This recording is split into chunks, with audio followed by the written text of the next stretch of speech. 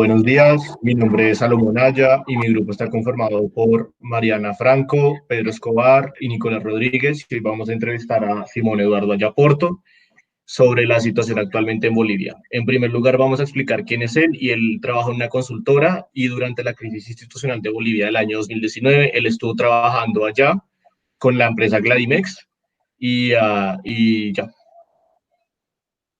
Entonces, en primer lugar, me gustaría preguntarle a Simón, ¿cómo consideras que esta crisis afectó tu vida laboral? Simón está No se silenciado. oye. Ya, ¿ahí me escuchan? Sí. Sí. Listo. Esta crisis afectó mi vida laboral principalmente más en términos profesionales, dado que yo ejecutaba un proyecto dentro de una compañía que buscaba mejorar sus ventas y pues obviamente durante ese mes estuvo parado totalmente el país. Eh, Además, en términos personales, pues obviamente yo soy extranjero viviendo en un país donde las condiciones pues se pusieron un poco complicadas, los supermercados abrían solamente ciertas horas, no había transporte aéreo, no había transporte terrestre, y pues obviamente es una sensación un poco extraña que nunca había vivido en mi vida, dado las situaciones que particularmente se viven en Colombia y que personalmente pues impactó en muchos sentidos mi vida. Bueno, y en aspectos laborales, ¿cuál fue el mayor impacto que tuvo la empresa a raíz de esta crisis? Me refiero como a sus procesos que ellos llevaban de importación, exportación o, bueno. Bueno, la empresa donde estaba, el comercio exterior era más de importación, los suministros de materia prima para la producción de pisos y cerámicas principalmente, pues obviamente durante ese mes no existieron. La principal implicación que tuvieron ellos fue que tuvieron que apagar la planta que funciona con hornos y que pues obviamente tenía un impacto sumamente duro en el sentido de que el inventario pues se les agotó, además de no poder abrir los establecimientos comerciales donde realizaban sus ventas, y pues todo se llevó casi que, como estamos actualmente en la pandemia, al teletrabajo, y pues la adaptación de ellos fue un poco complicado dado los problemas que hay de comunicaciones en Bolivia y que no tenían forma de transportar su producto, dado que ellos producían pisos y esos pisos pues obviamente de nada no podían venderlo como un servicio, sino que tenían que llevarlo físicamente para poder ejecutar las facturaciones, y pues al final tuvieron una reducción de ventas de casi un 98% durante ese periodo de tiempo. Hablando sobre eso, ¿cuáles crees que fueron los sectores económicos que se vieron más afectados por todo el tema de la crisis? Principalmente los industriales, todo lo que no fuera de consumo masivo tuvo un impacto muy grande, lo que era la construcción, los productos terminados para la construcción, la parte de todo lo que era extracción minera, petróleo, entre otros, pues tuvieron restricciones muy grandes para ejecutar sus actividades comerciales, y ellos fueron los que llevaron más durante ese periodo de tiempo que estuvimos un poco complicados. ¿Y cómo crees que esta crisis afectó a América Latina en general? Bueno, creo que es un precedente que ha impactado a todos los países. A mí personalmente me llamó muchísimo la atención que sin la necesidad de utilizar las armas lograran derrocar a un presidente que durante 20 años tuvo el poder absoluto en el país.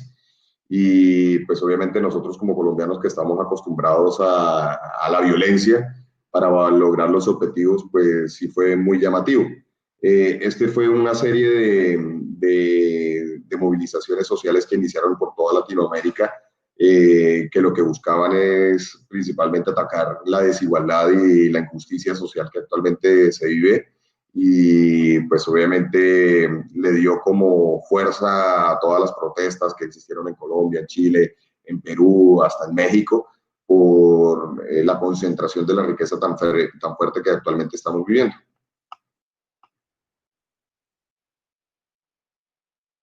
Entonces, ¿consideras que está haciendo un precedente para como para movimientos nacionalistas dentro de sus respectivos países? Exactamente.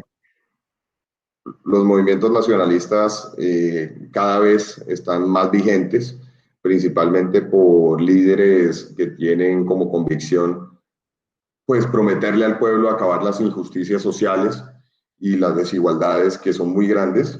Y pues obviamente pues es como volver hace unos 60, 70 años con el tema de los nazis, con los frentes de Japón, de Italia, que llaman a que existen desigualdades muy grandes y que obviamente generan pues olas de violencia para intentar cambiar un poco las cosas. Aquí particularmente en Colombia, pues hace muy poco estuvimos viendo el tema de los ataques a los CAI, de las marchas masivas, y pues obviamente hay un sentimiento de desigualdad muy grande que obviamente está impactando todos los países y gobiernos y que inclusive pues negativamente está o tiene un impacto sobre los inversionistas negativamente para Latinoamérica por las desigualdades que existen actualmente y que obviamente van a, durante un periodo de tiempo, yo opino que unos 5, 10, 15 años, vamos a tener esos movimientos muy fuertes hasta que los gobiernos no asuman sus responsabilidades y hagan cambios estructurales que permitan a la población pues tener un mejor bienestar social y económico. ¿Consideras que serían estos cambios estructurales necesarios? Yo creo que principalmente hay que hacer un cambio integral en términos constitucionales.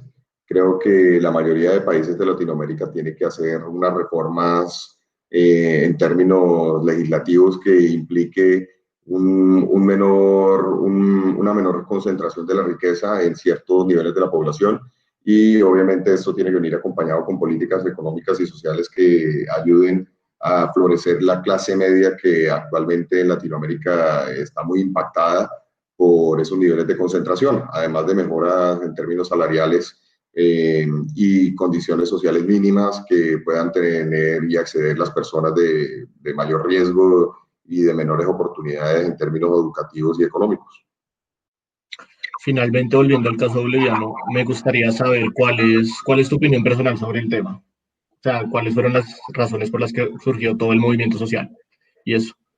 Bueno, en Bolivia hay dos grandes ciudades, una que es La Paz, Bolivia, que es el entorno político y de servicios principalmente, y está todo Santa Cruz, que es el entorno industrial, donde se encuentra la mayor concentración de la riqueza. En Santa Cruz, a través de un líder político que se llama Camacho, pues obviamente se puso enfrente de llamar un fraude electoral a la postulación de Evo Morales inicialmente y obviamente después de las elecciones con la victoria que tuvo, pues se pararon en que había un fraude que impactó positivamente para su reelección. Yo creo que Evo Morales fue un presidente que durante un periodo de tiempo importante hizo las cosas bien, pero se aferró al poder de una forma no adecuada y que obviamente el pueblo llamó a cambios para poder mejorar las cosas. Lamentablemente, después de su reelección y obviamente después del derrocamiento, existieron muchos movimientos políticos que quisieron absorber ese poder y no consolidaron sus fuerzas políticas en una sola posición, que hizo que ahorita en las nuevas elecciones pues volviera a ganar el elegido de Evo Morales.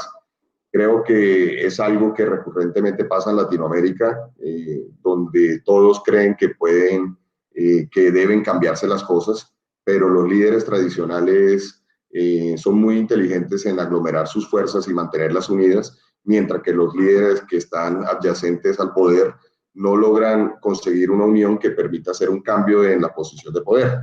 Por lo tanto, desde mi punto de vista, es un aprendizaje para todos aquellos que no han entendido que para cambiar las cosas pues necesitamos unión y que aunque hayan diferencias es fundamental que se sienten a dialogar y a tomar posiciones un poco más centradas que permita realizar cambios no de forma tan agresiva, pero sí que se garanticen las condiciones mínimas para que la población y el bienestar social en general puedan incrementarse en nuestros países, que al final eso va a impactar en un mayor crecimiento económico y mejoras y oportunidades para la sociedad en general. Vale, y por último, ya como última pregunta, queríamos saber si tú consideras que, bueno, con este nuevo presidente que entró a Bolivia, se puede cambiar este proceso que se ha tenido en los últimos 20 años, o si de plano es algo en vano. Yo creo que obviamente Evo Morales entendió que el pueblo también estaba insatisfecho con muchas cosas que se estaban haciendo durante su mandato, y aunque la nueva persona que llegue es de su ola política, tiene que tener en cuenta que algunos centros económicos del país necesitan otro tipo de movimientos y estructuras un poco menos socialistas y más abiertas hacia el mercado. Por lo tanto, desde mi punto de vista, ahorita va a suceder una transición en el cual el movimiento socialista de Evo tiene que cambiar hacia un poco la apertura económica y mejorar sustancialmente sus ayudas y enfocarla no solamente en brindar subsidios, sino generar crecimiento y potenciamiento de la economía en términos reales. Muchas gracias por toda la información que nos brindaste, Simón. Y ya. Y me gustaría que, por favor, nos hicieras el favor de decir de qué puedes dar tu información y eso. No hay problema, pueden utilizar este video para divulgarlo. Muchas gracias, Simón. Bueno, Que estés que estés bien. bien. Chao.